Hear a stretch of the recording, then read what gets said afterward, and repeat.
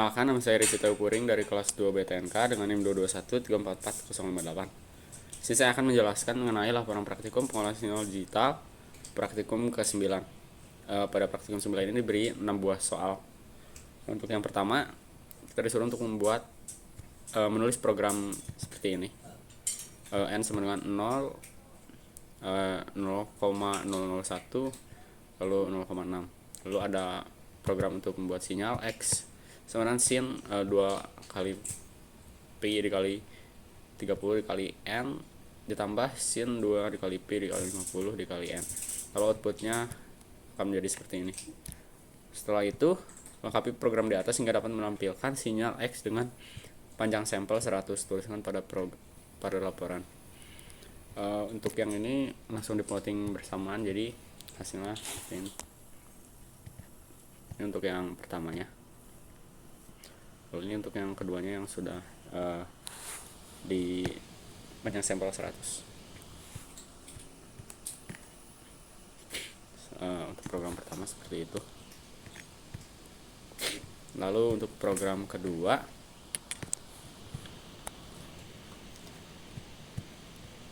tambahkan sinyal di atas dengan sinyal derau dengan amplitudo plus 0,8 dengan perintah random. Beri nama sinyal tersebut dengan Y. Tampilkan dan bandingkan sinyalnya ini dengan sinyal aslinya X. Nah, seperti ini. Sinyal Y ini sinyal yang sudah diberi sinyal derau dengan amplitudo plus 8.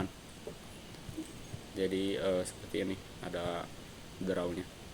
Ini sinyal awalnya. Kita run juga yang ini. Nah,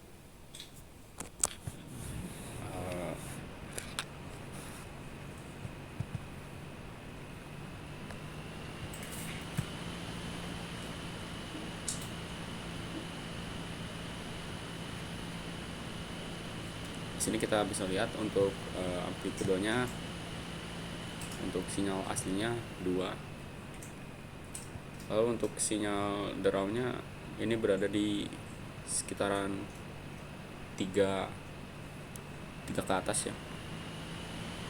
Sama untuk di sini juga.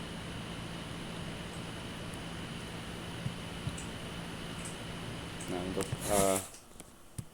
kedua program ini dilakukan subplot. Ini untuk sinyal X yang pertama, sama seperti awal ya. Lalu ini sinyal deraunya 0,8, lalu dikasih random. Lalu sinyal Y adalah penggabungan dari sinyal X dan juga sinyal deraunya. Lalu kedua sinyal tersebut diplotting secara bersamaan seperti itu. Untuk praktik soal ketiga, setelah didapat sinyal X dan Y, sekarang tulislah program berikut ini untuk mengkonversikan sinyal X ke dalam domain frekuensi. X sama dengan FFT dalam kurung X, 512.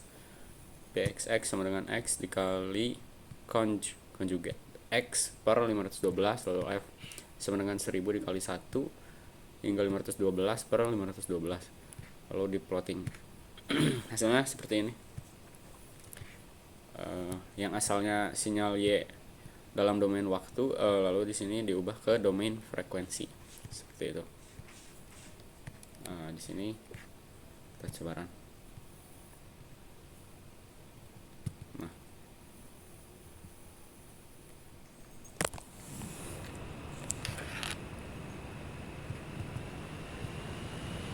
seperti ini.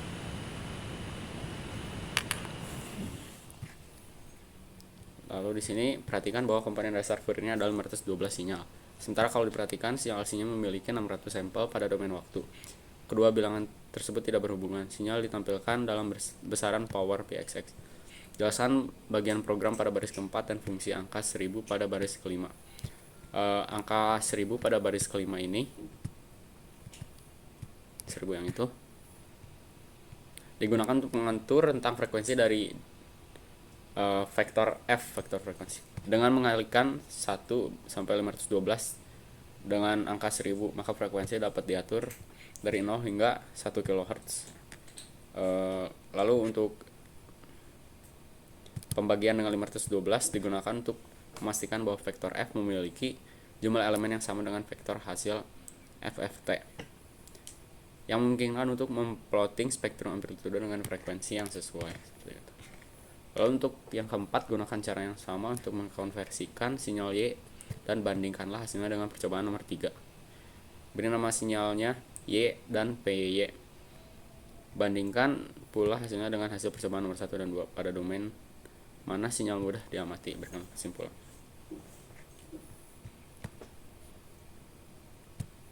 Yang keempat,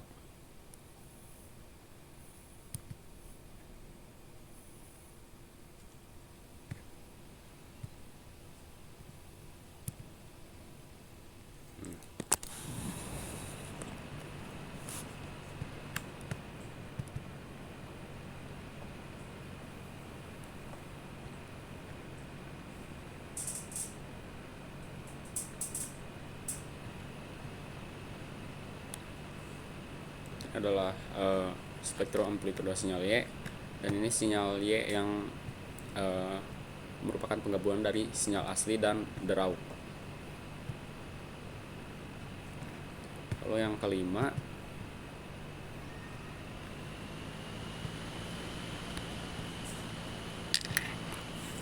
sini untuk menghilangkan noise dapat dilakukan dengan berbagai cara. Yang termudah adalah dengan melihat amplitudonya serta membandingkannya dengan suatu bilangan threshold tertentu. Bila nilainya di bawah nilai threshold, maka sinyal tersebut adalah noise dan dibuang.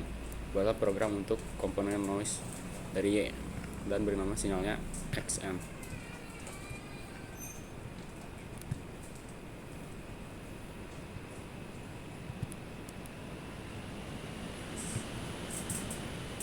Nah ini harusnya outputnya seperti ini ya. Jadi setelah sinyal Y ini di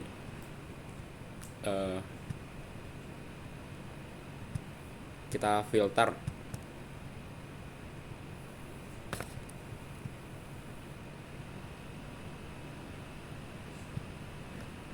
yang asalnya sinyal Y sebelum difilter adalah seperti ini. Lalu setelah digunakan filter bandpass, hasilnya sinyalnya menjadi lebih mulus tanpa ada tajam-tajamnya seperti itu. Lalu ini spektrum amplitudo sinyal Y nya. D0 dia naik, lalu setelah sekitaran 100 dia turun lagi, lalu naik lagi di sekitaran 1000. Lalu nomor 6, sekarang lakukan proses konversi dari XN pada domain frekuensi ke XI pada domain waktu. Gunakan perintah IFFT sebagai berikut. XI sama dengan IFFT XN plot real XI. Lalu ditampilkan hasilnya dan bandingkan dengan sinyal X. Apa yang terjadi? Berikan kesimpulan. Seperti ini sinyal. Ini sinyal Y yang tadi. Lalu ini spektrum amplitudo dari sinyal tersebut. Lalu ini yang soal nomor 5 tadi, sinyal XN tanpa draw. Ini sinyal inputnya, lalu ini sinyal XI nya.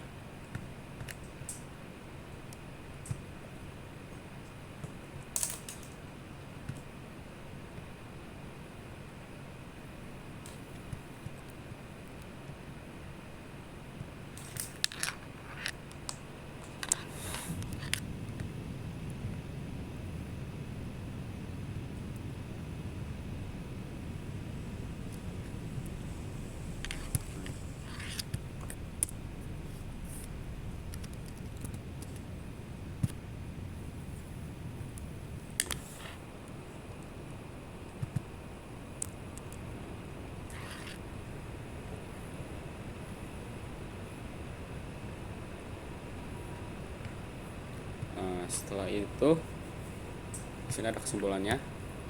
Pada keenam program ini dibuat sebuah sinyal gabungan dari dua sinyal sinusoidal dengan frekuensi 30 dan 50 Hz yang ditambahkan dengan sinyal draw acak.